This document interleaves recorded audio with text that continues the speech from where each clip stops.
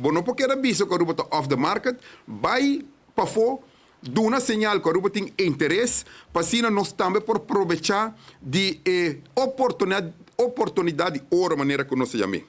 Nós estamos contentos que nós podemos mirar, semana passada, depois de muito esforço, e também a colaboração de tanto coalição e oposição de totalidade, que por uma direção para o governo, nós mira que o RDA/governo anuncia oficialmente bidding, abre bidding, para buscar interesse de companhia para começar que parte de Tank Farm. E nós sabemos esse tempo, nós temos uma capacidade total de 4 milhões de barris de refineria total, e parte Zeewijk tem uma capacidade de alrededor de 10 milhões de barris, e nos explica também que a calculação de 10 anos de tempo é aquilo por 13, entre 600 para 800 milhões de florins para generar para o país Aruba.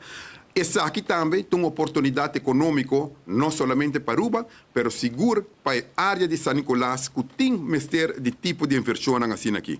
Para bem, toch, com a mira de uma direção que nós acentuar desde o primeiro de janeiro aqui, e agora nós queremos dizer aqui, nós estamos contentos, e nós não estamos getando mensagem para o governo, tá?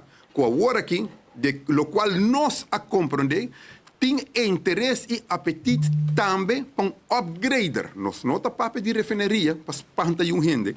Upgrader está 13 é crudo pisado de Orinoco, Aruba, bota quebra é crudo é também crudo sintético, e é crudo é guarda mandar na Houston para guarda processar. E apetite é também tem, e se ele generar outra plataforma econômica muito grande para Aruba. Pois a mensagem é também, nós estamos mandando água